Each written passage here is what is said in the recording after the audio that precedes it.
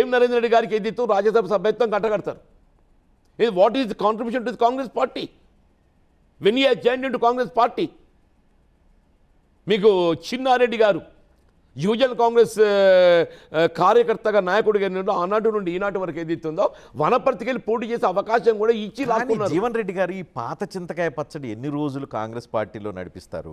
వృద్ధ తరాన్నంతా తీసుకొచ్చి ఇప్పుడు వాళ్ళందరికీ పదవులు ఇవ్వమంటున్నారు. కాంగ్రెస్ పార్టీని భవిష్యత్తులో తెలంగాణలో ఉంచకూడదనేనా మీ లక్ష్యం? మీరు వేం నరేంద్ర రెడ్డి గారు యువకుడు, మధుయాషి గారు ముసలోడా? మధుయాషి గారు ఏదైతే అంతర్జాతీయ స్థాయిలో రాహుల్ గాంధీ గారికి సహాయకుడుగా ఉన్నాడు. వంశీ చంద్రరెడ్డి ముసలోడా? జీవన్ రెడ్డి ముసలోడు, వృద్ధాప్యుని. నాకు అడగలేదు రాజ్యసభ. నేను నా స్థాయికి నేను ఎమ్మెల్సీ అవ్వాలని కోరుకున్నా. నేను అంటున్నాను యువ రక్తాన్ని ఎక్కించే ప్రయత్నం రేవంత్ అదే వేం నరేందర్ రెడ్డి. మీరు అదే వేం నరేందర్ రెడ్డి మీరు చెప్పేది. యువ రక్తం అంటేనే వేం నరేందర్ రెడ్డి. వంశీ చంద్రరెడ్డిలో యువకుడు కనబడటం లేదు. వంశీ చంద్రరెడ్డికి టికెట్ ఇచ్చారు. అరే టికెట్ సమస్య కాదు. తర్వాత బల్మూరు వెంకట్ లాంటి వాళ్ళకి ఎమ్మెల్సీ ఇచ్చారు. ఓటమికి కుట్రపూరితంగా ఏదైతున్నదో ఇదే రేవంత్ రెడ్డి గారు వంశీ చంద్రరెడ్డి గారికి కాలడ్డం పెట్టిండు కుట్రపూరితంగా. వంశీ చంద్రరెడ్డి ఎక్కడ గెలిస్తే కాంగ్రెస్ పార్టీ అధిష్టానంలో బలోపేతమవుతాడు, రాహుల్ గాంధీ గారికి సలహాదారుడు అవుతాడు. నా ప్రభుత్వం నా మాట చెల్లుబాటు కాదు.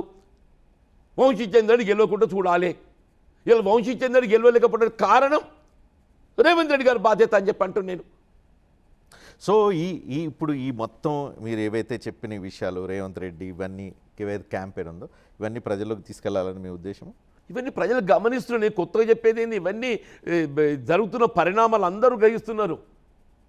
కాంగ్రెస్ పార్టీలో ఎవరిది ఏది ఏంటి అనేది అందరికీ తెలిసిన ఆయన ఎవరు ఎక్కడికి వెళ్ళి వచ్చిండో ఇదేనా రేవంత్ రెడ్డి గారు మాట తొక్కుకుంటూ వచ్చినా? ఎవరిని తొక్కినావే నువ్వు? మెట్లు ఎక్కుకుంటూ రావాలి. రాజకీయంగా ఏం కోరుకోవాలి? మెట్లు ఎక్కుకుంటూ రావాలి. తొక్కుకుంటా సరే నువ్వు ఎవరిని తొక్కినావు? మెట్లు ఎక్కనివ్వకపోతే ఏం చేయాలి? తొక్కుంటా రావాలి కదా. మెట్లు ఎక్కనివ్వకపోతే తొక్కుంటూ రావాలి. జీవన్ రెడ్డి జగిత్యాలలో ఇన్ని రోజులు తొక్కబట్టే కదా, ఎవరు రాలేదు అక్కడ. జీవన్ రెడ్డి అక్కడ సంజయ్ తొక్కుతున్నాడు కాబట్టి, ఎక్కడ జీవన్ రెడ్డి లాంటి వాడు వాస్తవాలు వెలికి తీస్తాడో కాబట్టి తొక్కుకుంటూ పోవాలి. ఇదేనా ముఖ్యమంత్రి ఆలోచన విధానం? ఉన్నది మాట్లాడితే అని జాతి ఏంది? ఇదేనా ఒక ముఖ్యమంత్రి మాట్లాడే మాట? కనీసం విజ్ఞత ఉండాలని ఉండద్దా? ఇలా వాస్తవాలు మాట్లాడుతుంటే నా జాతి అంటే నేను రైతు కుటుంబంకి వెళ్ళి వచ్చింది, నేను ఒక రైతు కుటుంబంకి వెళ్ళి వచ్చినా అని చెప్పంటున్నాను. నేను ఓ విద్యావంతుడిని, ప్రగతిశీల భావాలు కలిగి ఉన్నటువంటి వాడిని అంటున్నాను. నేను ఇవాళ నీలాగేది ఇస్తుందో నువ్వు 2017లో మీ చరిత్ర తెలియంది కాదా? చంద్రబాబు నాయుడు గారి యొక్క ఆలోచన సూచన మేరకు తెలంగాణ రాష్ట్రంలో తెలుగుదేశం పార్టీ భవిష్యత్తు లేదు, నువ్వు పోయి కాంగ్రెస్లో చేరు అని చెప్పని ఎవరైనా శాసనసభ సభ్యత్వాన్ని రాజీనామా చేస్తే స్పీకర్ పంపిస్తారు. ఈయనెవరికి పంపించిండ్రు?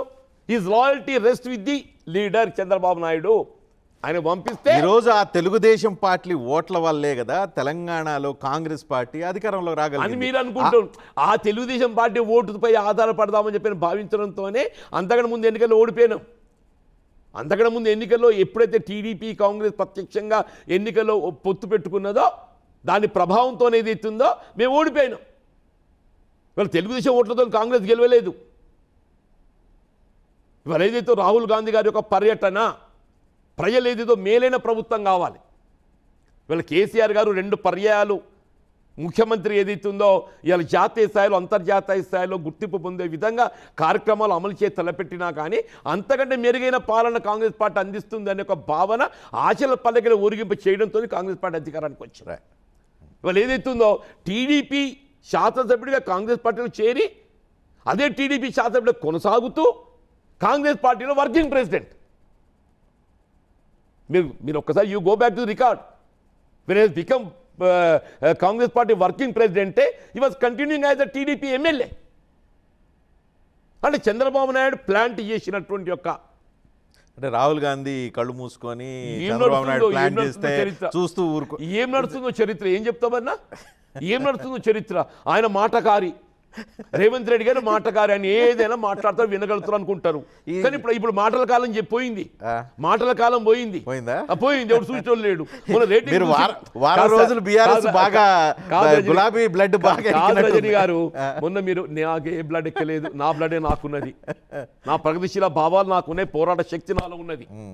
నేను పోరాట శక్తితోనే తీస్తుందో బీఆర్ఎస్ పార్టీలో చేరి నేను నా పోరాట శక్తితోనే తీస్తుందో ప్రజల పక్షాన్ని నిలబడి ప్రజాస్వామ్యంలో పరిష్కారాన్ని కూడా చెప్పంటున్నాను. ఆనాడైనా ఈనాడైనా to stand with the people.